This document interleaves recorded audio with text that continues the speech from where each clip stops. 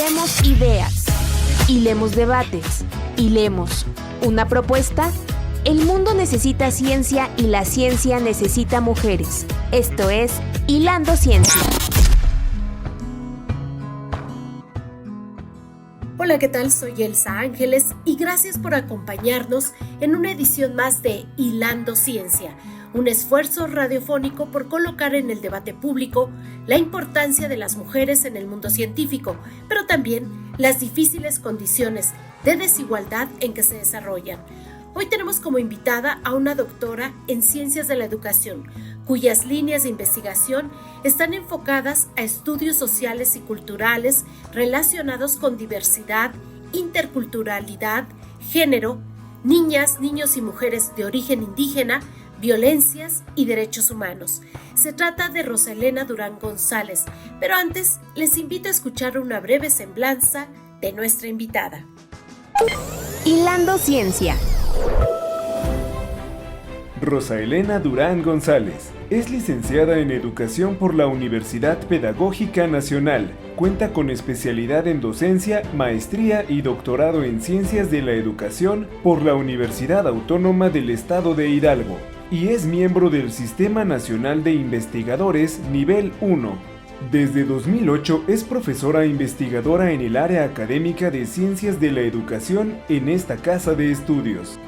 Sus líneas de investigación están enfocadas a estudios sociales y culturales relacionados con diversidad, interculturalidad, género, niñas, niños y mujeres de origen indígena, violencias y derechos humanos. Ha participado en importantes proyectos de investigación, el más reciente titulado Redes de Comunidades para la Renovación de la Enseñanza-Aprendizaje en Educación Superior, el cual contó con recursos del Programa de Desarrollo del Profesorado PRODEP y Banco de México, además de publicaciones científicas y ponencias en congresos nacionales e internacionales. Ha participado en el diseño y elaboración de material y cursos y asesorado rediseño curriculares. Su más reciente publicación como coautora se titula La escuela no se detiene, el desafío de la educación a distancia. Hilando Ciencia. Pues, ¿qué tal? Qué gusto saludarte, Rosalena Durán, y gracias por aceptar esta invitación a la entrevista en Violeta Radio, en este programa donde iremos hilando fino con respecto a cómo están las mujeres dentro del mundo de la ciencia. Bienvenida. Gracias Elsa, a ti y a todo tu auditorio, y gracias por la invitación. Muchas gracias. Y bueno, Rosalena Durán, todos nuestros radioescuchas, todas las mujeres que nos siguen aquí en Violeta Radio, ya escucharon una breve cápsula, realmente muy resumida, de toda tu trayectoria y de todo lo que haces. Pero me gustaría mucho que profundizaras en uno de tus últimos proyectos, que es muy interesante porque además de que es ciencia aplicada, es una intervención directa para empoderar a las niñas, especialmente en circunstancias difíciles. Cuéntanos un poco de qué trata. Sí, pues efectivamente, así como dices, y tu programa es entretejiendo estas redes, estas líneas de hilos de ciencia. Este proyecto del empoderamiento de las niñas surgió de un diagnóstico que hicimos, varios diagnósticos que hicimos precisamente en comunidades indígenas, específicamente en Acasochitlán y San Felipe Orizatlán, a solicitud de la instancia. En el estado de Hidalgo, para quienes no nos están escuchando en el país y en otros lados del mundo, son municipios con alta población indígena en el estado de Hidalgo. Así es. Perdona por interrumpir. Sí, tanto el municipio de Acasochitlán como San Felipe Orizatlán precisamente son predominantemente población indígena, y convocamos a través de la instancia de la mujer para desarrollar este diagnóstico, que fue por rangos de edad. Hicimos el diagnóstico en niñas, en primaria baja, primaria alta, en adolescentes, adultas y adultas mayores. Muy bien. Yo trabajé con las niñas de primaria baja y primaria alta, que son, pues, de alguna forma, diferente metodología para acceder al ejercicio de sus derechos, específicamente el derecho a la educación a la salud y a una vida libre de violencia. Órale. Derechos. Esos 3 ejes. Y además habría que aclarar, cuando hablamos de primaria baja, estamos hablando de los primeros 3 grados de la primaria, que serían niñas entre los 6 y los 9 años aproximadamente. Y primaria alta ya iría de los 10 o de los 9 a los 12 años. Cuarto, quinto y sexto de primaria, ¿no? Así es. Okay. Y en estos 2 grupos de primaria baja y primaria alta, trabajamos diferentes metodologías. Con primaria baja, de las pequeñas entre 6 y 9, trabajamos técnicas proyectivas, que son a partir del cuento, de contar una historia, de completar palabras, de describir una imagen, con enfoque intercultural, porque además los grupos a los que llegamos pues son hablantes de lengua indígena. Entonces tuvimos el acompañamiento pues de una chica que hablaba lengua indígena, una intérprete. Y bueno, fueron 5 comunidades en Acasochitlán, en el municipio de Acasochitlán, y 5 comunidades en San Felipe Rizatlán, de tal manera que tuvimos una riqueza y por supuesto muchos hallazgos, tanto agradables pero más que nada desoladores, sobre todo en el acceso a la educación y a la violencia, ¿no?, de las niñas. Y bueno, esto nos dio un precedente para hacer una propuesta de intervención que nos llevó al equipo desarrollarla con referentes desde la pedagogía de los cuidados. Es un referente que permite de alguna manera desarrollar estrategias de cuidado, el cuidado de sí mismo, el cuidado del otro, pero también el cuidado del entorno. Y también desde los referentes de la construcción de agencia. Cómo las niñas pueden construir primero el autoestima, que de alguna manera vimos que pues está deteriorada por esta estructura, ¿no? De que quedan subordinadas en el último nivel. O sea, las niñas están en la mayor desventaja dentro de la comunidad. Si las mujeres están vulnerables y son violentadas, las niñas todavía son más vulnerables y más violentadas, y no hay manera de cómo hacer un diagnóstico, acercarnos, trabajar con ellas, ¿no? Entonces, porque primero habría que recuperar todo esto. Entonces, ya que lo tuvimos, ahora vamos a plantear la estrategia, ¿no? Esto ha sido de mucha reflexión, de mucha búsqueda de referentes, y decidimos precisamente plantear la propuesta de empoderamiento de las niñas indígenas desde un enfoque intercultural.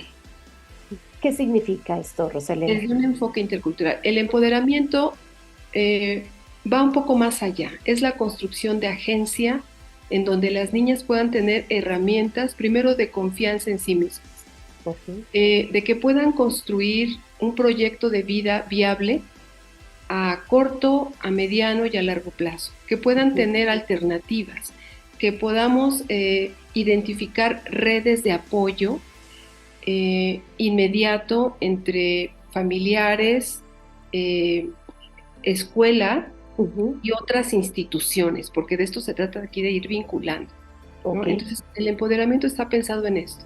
Primero en trabajar el autoestima de las niñas, la construcción de agencia, y el enfoque intercultural va en el sentido de que no todas las niñas de las que vamos a llegar son de alguna forma una cultura. Algunas de ellas pueden ser hablantes de náhuatl, hablantes de otomí, o pueden estar en otras condiciones de diversidad, inclusive niñas con discapacidad o estudiantes que pueden ser de la comunidad sorda, ¿no? Niñas que son de la comunidad sorda. Nuestro equipo está conformado de esta manera. Hay una integrante doctora especialista en comunidad sorda, en lengua de señas mexicana, que está específicamente dando seguimiento a las niñas de la comunidad sorda, ¿no? Y así te puedo decir como que vamos diversificando la atención, la propuesta, ¿no? Muy bien. ¿Y esto ya lo están aplicando, Rosalena? Ya está. Fíjate que tenemos un libro como precedente, que precisamente también mi colega de la comunidad sorda escribió un capítulo, que es mi cuaderno de trabajo para la inclusión y la equidad, pues que está enlazado también con el enfoque intercultural, con el enfoque feminista, con el enfoque de pedagogía de los cuidados, con la resiliencia, todas estas herramientas que nos permiten que las niñas a las que ya tenemos programada la ruta y vamos a comenzar en enero, qué padre. puedan acceder a ellas, ¿no? Estamos muy emocionados. Además va a ser todo lúdico. Cuesta un poquito de trabajo porque a cada rango de edad hay que llevar actividades acordes. Claro. ¿No? Entonces está diversificada. Tenemos un menú, se puede decir, de actividades en donde no quisimos denominarlo empoderamiento femenino o empoderamiento de las niñas indígenas, sino que queremos ser un poquito más amplios, ¿no? Y si llegan niños también, trabajar con los niños, ¿no? Y lo hemos englobado en un nombre que da respuesta a todo esto, a toda esta diversidad y sobre todo a la vulnerabilidad de las niñas, que se llama Caravana Intercultural. Sí, entonces la Caravana Intercultural además es itinerante, porque vamos a ir a varias escuelas, en varias comunidades, también en la ciudad, y pensamos llevar una carpa, ¿no? Una carpita, donde podamos ponerla con cojincitos, con materiales, con música, con dramatización, con pintura, ¿no? Con recreación, con materiales didácticos para que las niñas o niños de primaria baja puedan trabajar esa parte de la identidad, de la autoestima, la confianza, proyectos de vida, es decir, una transformación simbólica, lo que le llamamos desde la cuidadanía, que también conoces ese proyecto. Ay, sí, no, y además que el concepto es muy, muy interesante. Yo no sabía que era, además, como bien tú dices, es parte de esta pedagogía de los cuidados, y que, si tú me lo permites, te quiero comprometer de una vez al aire para que podamos grabar otro programa y nos hables de ese proyecto de cuidadanía. Pero ya solo para cerrar con esto de las caravanas interculturales que van a llevar, ¿va a ser solo en el estado de Hidalgo? ¿En qué municipios? Cuéntanos. Sí, primero vamos a comenzar, ya tenemos una agenda, vamos a comenzar en la colonia La Raza, en Pachuca, Hidalgo, aquí en nuestra ciudad, en nuestra capital, porque ya tenemos ahí vínculos con la escuela, ya las niñas y los niños nos conocen, y pues cuando nos ven, pues saben que van a divertirse y van a aprender, ¿no? Claro. Y bueno, para quienes no conocen Pachuca, La Raza es una colonia muy especial porque es una zona popular, marginal, dentro de la ciudad de Pachuca, ¿no? En una parte alta, en el cerro en la falda de un cerro, pero sobre todo porque hay mucho migrante indígena en esa colonia, ¿no? Entonces tiene características muy especiales. Así es. Sí, y que también hemos trabajado ahí el proyecto de cuidadanía. Así es. Entonces la caravana intercultural, que está pensada para las niñas, el empoderamiento de las niñas, construcción de agencia, vamos a empezar ahí en La Raza, la primera semana de enero, cuando comiencen clases, y estamos armando una agenda para Acasochitlán, que es en donde hicimos los diagnósticos, y otros municipios que están colindando con nuestro municipio de Pachuca, donde está la ciudad, que puede ser Mineral de la Reforma, y un poquito más distante, San Felipe Orizatlán, que es la Huasteca, que colinda ya prácticamente con San Luis. El equipo pues es interdisciplinar, tenemos colegas psicólogas, de educación, de psicología, de sociología y de antropología. Y nuestras chicas, que son las talleristas, que también son becarias de maestría, de doctorado y de especialidad en educación. Muy bien. Pues mucho éxito con esta caravana intercultural, y ojalá también nos permitas una entrevista para saber cómo les fue, qué hicieron, qué pasó.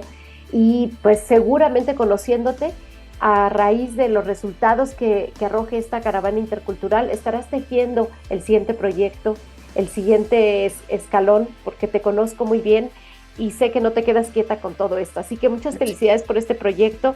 En otro programa también permítenos hablar de la cuidadanía y todo lo que ustedes realizaron aplicándolo directamente en escuelas primarias. Así Pero no quiero desaprovechar la oportunidad contigo, Rosalena, teniéndote aquí y con la amplia experiencia que tienes dentro de la docencia, dentro de la academia, como profesora investigadora, para que nos hables un poco si tú has observado o si en algún momento viviste algún tipo de violencia dentro de la academia, y a veces esta violencia tan simbólica, ese techo de cristal en el que no nos dejan crecer y que puede ser la explicación del por qué es aún baja o bajo el número de mujeres científicas, no solo en México, sino en todo el mundo. Es decir, todavía las mujeres científicas con resultados, quienes marcan indicadores, no están a la par que sus pares varones, ¿no? Entonces, ayúdanos a entender qué es lo que sucede en el mundo académico con esta desigualdad. Sí, yo he analizado esta situación y hay dos cosas aquí que yo resaltaría. La primera es que el modelo que hemos tenido educativo ha sido muy competitivo y muy individualista, ¿no? Y lejos de generar y tejer redes de solidaridad o de apoyo académico, esta es una trayectoria solitaria, muy individual y muy egoísta, ¿no? En donde nadie te comparte, de alguna forma, si tienes o encuentras algún tip, pues tú o tienes que buscar alguna estrategia para agilizar o dinamizar el proceso administrativo, pues no hay ayuda, ¿no? Al contrario, hay algunos obstáculos. Entonces, me parece que el modelo de competencias hizo un trabajo importante en desagregarnos, en individualizarnos y en ser competitivos y brincar al otro, ¿no? Y esto ha sido en detrimento precisamente, ¿no? Entonces, hay que empezar a tejer redes, ¿no? Y respecto a las violencias, fíjate que yo sí las he experimentado y mucho más cuando pues era más joven, cuando era estudiante. Definitivamente ahí sí, te puedo decir que pues si había 5 profesores investigadores que fueron mis maestros, pues 3 de ellos eran los que de alguna manera intentaban, ¿no? Acercarse con alguna insinuación, con algún roce, con algún tocamiento, con alguna insinuación, ¿no? O sea, de carácter sexual. Sexual, por supuesto, o de llegar a una relación o algo más, ¿no? O alguna invitación, ¿no? Fuera de horario, ¿no?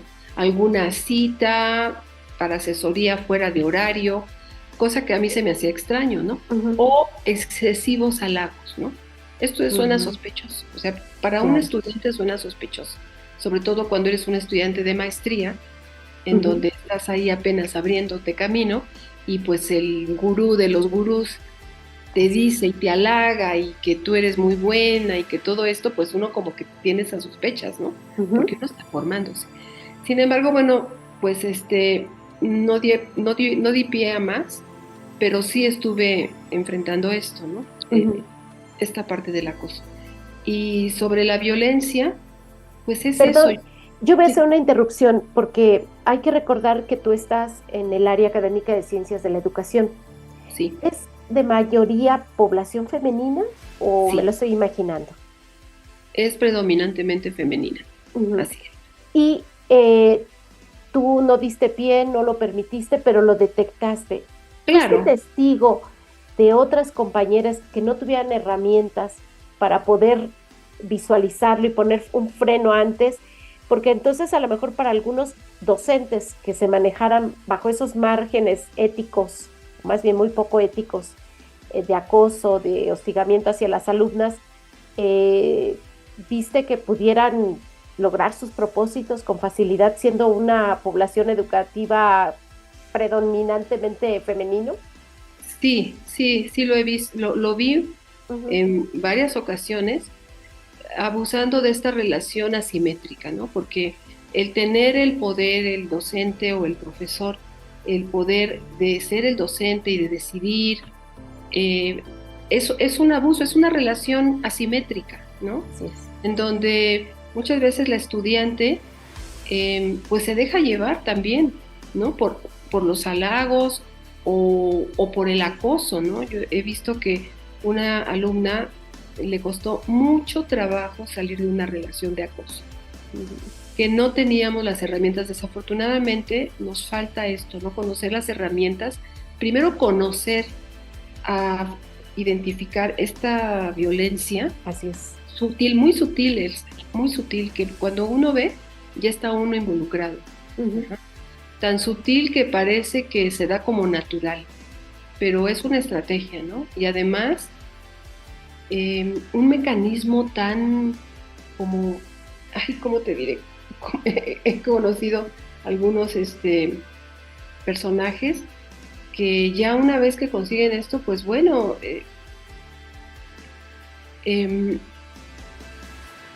¿cómo te diré? Es difícil cómo transforman a las colegas o a las alumnas. ¿Cómo pueden influir en ellas, manipularlas? Sí, para que no denuncien, para que no lo vean como es como un adoctrinamiento.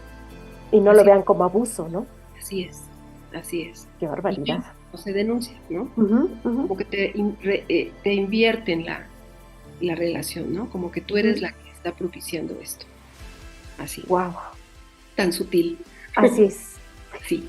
Antes de continuar en esta charla con Rosalena Durán González, doctora en Ciencias de la Educación, cuyas líneas de investigación están enfocadas a temas relacionados con diversidad, interculturalidad, género, niñas, niños y mujeres de origen indígena, violencias y derechos humanos, les invito a escuchar la cápsula que preparó nuestra compañera Mar Islas. Hilando Ciencia. Mucho se habla de las investigaciones y la trayectoria de Santiago Ramón y Cajal, figura ganadora del Nobel por sus aportaciones en la medicina, pero poco de las discípulas que enriquecieron sus estudios con aportaciones tan significativas para la obtención del galardón. Entre ellas resalta María Soledad Ruiz Capillas, primera mujer con título universitario en medicina en formar parte de la Escuela Neurológica. A Ruiz Capillas podríamos considerarla como la más polifacética de todas las discípulas del Nobel. Tras acabar la universidad, dirigió 3 balnearios que en aquella época eran vistos como centros curativos más que como lugares de ocio y relajación. Y durante su etapa en la investigación académica, con Gonzalo Rodríguez Láfora como su director, cursó la carrera de odontología. Su investigación también se caracterizó por ser ecléctica. En tan solo 2 años estudió los centros de control térmico en gatos y los problemas del sueño derivados de lesiones cerebrales o de inyecciones de ciertos compuestos como los opioides. No consta que publicase ningún artículo y su supervisor tampoco le incluyó como autora en los suyos. Con la inquietud que le caracterizaba, abrió una clínica de odontología en Gerona en 1935, siendo la primera mujer que ha ejercido como médica en esta provincia. Se trasladó después de la Guerra Civil a Palma de Mallorca y de allí a Alicante, donde murió en 1990. Estás escuchando Hilando Ciencia a través de Violeta Radio en el 106.1 FM. En CIMAC Radio queremos escucharte. Comunícate con nosotras al 55 60 60 55 71 55 60 60 55 71 y déjanos conocer tus opiniones sobre nuestra programación.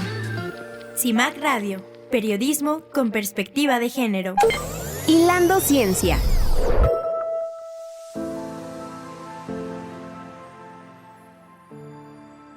Y luego estamos hablando de los primeros niveles del posgrado. Más adelante, Rosalena. En la academia. Uh-huh. Pues fíjate que no, porque yo he percibido que como grupo de pares, los colegas saben ya con quién sí, con quién no. Uh-huh. Hay una relación, ya no hay una relación tan asimétrica. Así Realmente es. Cuando hay un acoso es que hay una relación asimétrica. Uh-huh. Pero cuando está uno entre pares, ahora, lo que he visto de violencia entre colegas varones, pues, y que muy sutil también, es que los varones perciben que las mujeres hacemos ciertas actividades académicas como más de maquilación. Maquilar por ahí, redáctate. Ajá. Sí, este trabajo que es muy detallado, muy extenuante, entonces que lo hagan ellas, ¿no? y que nosotros nos encargamos de la administración, de la gestión, ¿no? Esta relación así se da, ¿no? Claro. Y entonces ellos ejercen un poder ahí, ¿no?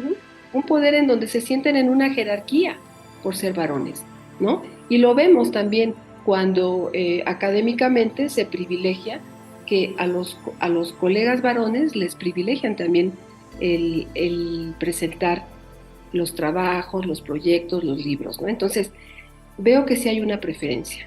Ya. Ellos dan la cara pública, digamos. Ellos se levantan más el cuello con el trabajo de los demás, ¿no? Y cuando ves quién está atrás de ese trabajo, hay colegas que están atrás del trabajo, ¿no? O alumnas que están atrás del trabajo. Que ese es el otro tema, ¿no, Rosa Elena?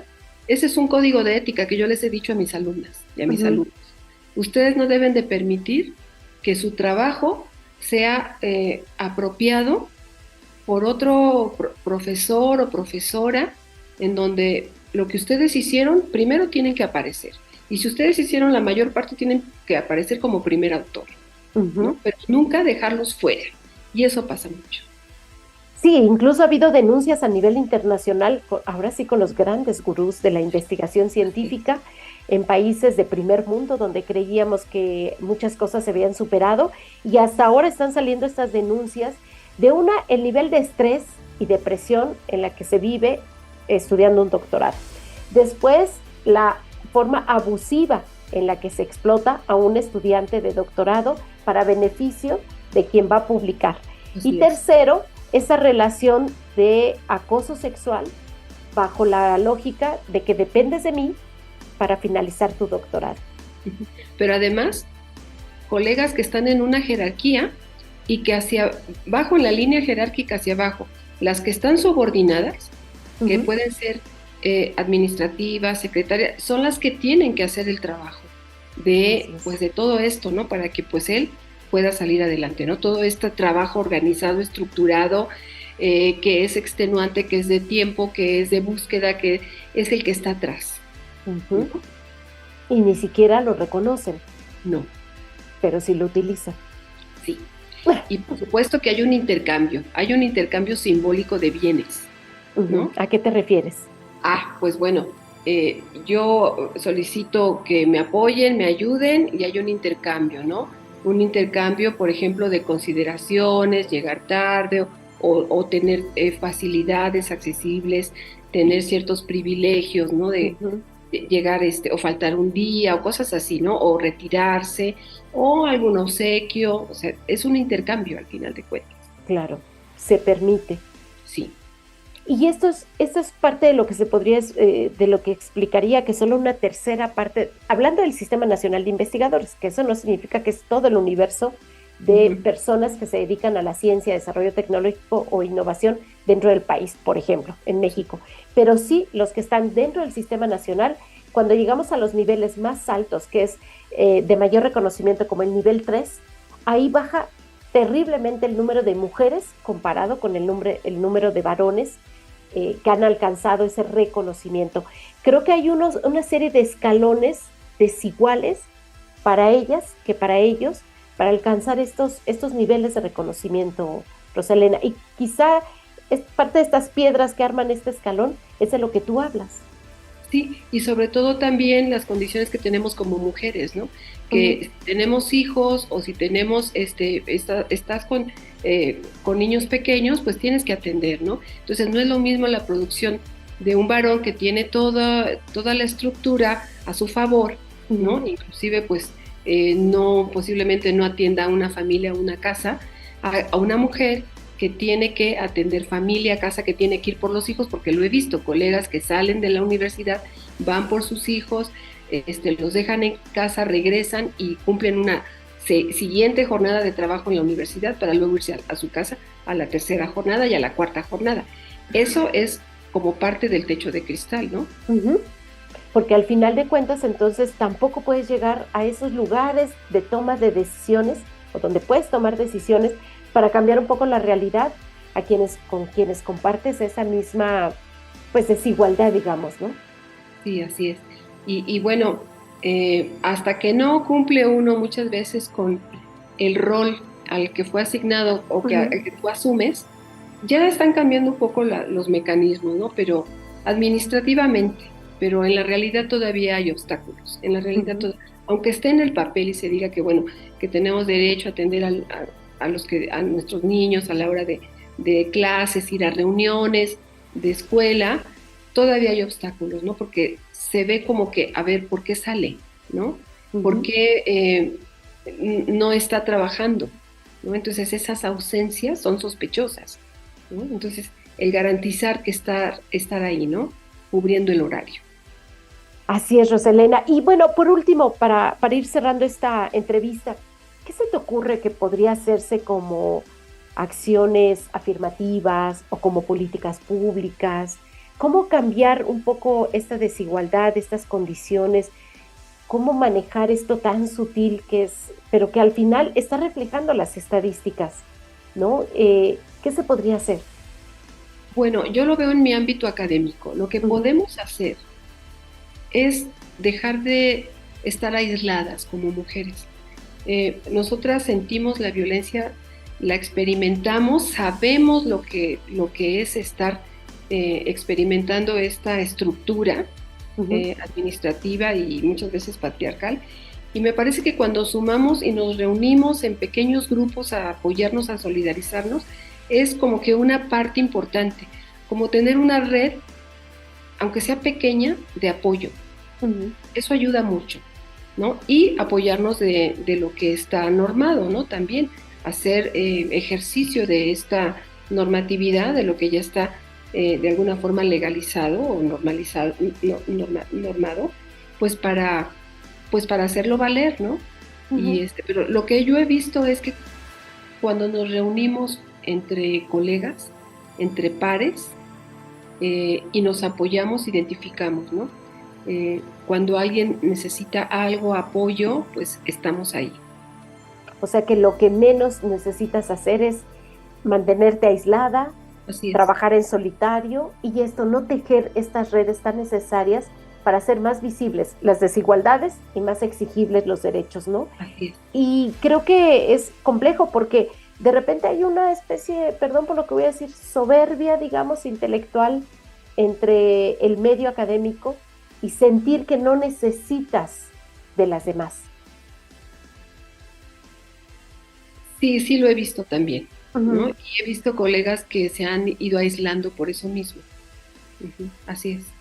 Sí, y una, como tú bien dices, una soberbia académica en donde, pues es que lo más fácil es reconocer que uno aporta y cada quien aporta lo que tiene desde lo que sabe, desde lo que ha estudiado, pero se complementa con otros, ¿no? Y eso es muy enriquecedor. Pero he visto como colegas, pues sí, se han mantenido aisladas y bueno, yo no entiendo cómo puedan avanzar, ¿no? O sea, no entiendo cómo puedan sentirse ellas así. Y he visto también que a veces como que nos mareamos, ¿no? Y tener o haber leído un libro o dos más, como que te hace pensar que puede ser mejor académico, ¿no? Pero creo que leer un libro, uno o dos más, te debe hacer mejor persona. Persona, sino ¿para qué los lees? ¿No? Sino ¿para qué? Entonces es estar también con el otro, hacia el otro, apoyar al alumno, a los estudiantes, a los colegas, ¿no? Realmente tejer una pequeña red de apoyo, es lo que he visto.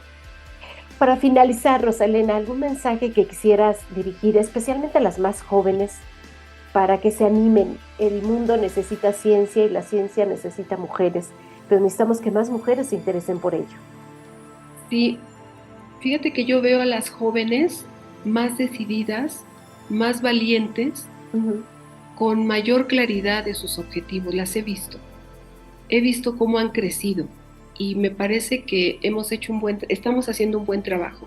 Posiblemente nosotras, esta generación, nosotras, tenemos todavía un chip ahí que de repente nos pone este suelo pegajoso, ¿no? Ya lo tenemos y reconocemos que estamos subordinándonos y nos sometemos y lo reconocemos, pero tenemos que reconocer que también somos parte de esta estructura y que somos también, nos sentimos subordinadas. Y las jóvenes tienen otra visión, las he visto cómo han crecido, cómo están creciendo. Mis alumnas que fueron de maestría y de doctorado, ellas van más meteóricamente. Uh-huh. Entonces, yo invito a las jóvenes que entre jóvenes y profesoras nos apoyemos, ¿no? Porque ellas van a ser la generación de reemplazo. Ellas son las que se van a quedar aquí, ¿no? Y entonces tienen claros cuáles son sus derechos cuando tienen acceso a un posgrado y luchan por sus ideales. Lo importante es poner la semillita y que ella se vaya, ¿no? Y yo fui, por ejemplo, una alumna mía que ya egresó y que ya es doctora y que ya es SNI, de repente me convocaba a sus proyectos. Doctora, usted véngase acá, y doctora, ya están internacionalmente. Uh-huh. Le dije, mira, no te detengas, no te frenes, vuela, extiéndete, ya no pienses en mí. Como ella se sintió apoyada en algún momento, quería devolver. Me quiere convocar. Le digo, adelante, extiéndete, ve, vuela, ya no pienses en mí, déjame aquí, tú sigue adelante, ¿no? Entonces, esa es la actitud que debemos de tener. Muy bien, sin ninguna duda. Pues Rosalena, ha sido de verdad un placer escucharte, ir tejiendo contigo todas estas ideas, empujar porque te conozcan y porque sepan lo que haces, esto de las jornadas culturales, caravana intercultural, que vas a comenzar ya en enero, es una cosa maravillosa y ojalá se puedan acercar más al trabajo que realizas desde la Universidad Autónoma del Estado de Hidalgo. Ha sido un placer y espero la oportunidad de volverte a entrevistar. Gracias, Elsa, gracias. Gracias. Saludos a todo el auditorio. Muy amables. Y ahora los invito a escuchar una breve semblanza que nos preparó nuestra compañera Mar Islas. Gracias. The Big Bang Theory. Considerada como la mejor comedia durante los años 2013-2014, ya que se coronó como la serie de televisión más vista en Estados Unidos, nos cuenta la vida de 4 amigos científicos, destacando el contraste entre sus habilidades académicas y sus dificultades en las relaciones interpersonales. Aunque la serie ha sido elogiada por su humor inteligente y referencias científicas, también ha generado debates sobre la representación de las mujeres en el ámbito científico. El elenco principal está dominado por personajes masculinos, reflejando la realidad de la subrepresentación de las mujeres en carreras de la ciencia, tecnología, ingeniería y matemáticas. Aunque la serie ha sido criticada por algunos por perpetuar clichés de género y estereotipos, también ha sido elogiada por presentar mujeres científicas exitosas y complejas. La representación mixta de mujeres en la ciencia en la serie refleja la lucha continua por la equidad de género en el mundo académico, al tiempo que destaca la importancia de romper barreras y desafiar percepciones preconcebidas sobre las capacidades de las mujeres en el ámbito científico. The Big Bang Theory, de los creadores Chuck Lorre y Bill Prady, se estrenó el 24 de septiembre del 2007 y está disponible en Amazon Prime y HBO. Muchas gracias por acompañarnos en el programa. Gracias al equipo Mar Islas Sánchez con investigación y voz en off, Gerson Martínez García con su voz, edición y producción, y a las compañeras de Violeta Radio que hacen posible esta aventura. Soy Elsa Ángeles y los espero la próxima semana a la misma hora para seguir hilando ciencia. Gracias. Acabas de hilar la importancia de las mujeres en la ciencia. Te esperamos en nuestra siguiente transmisión a través de Violeta Radio en el 106.1 de FM. Hilando Ciencia.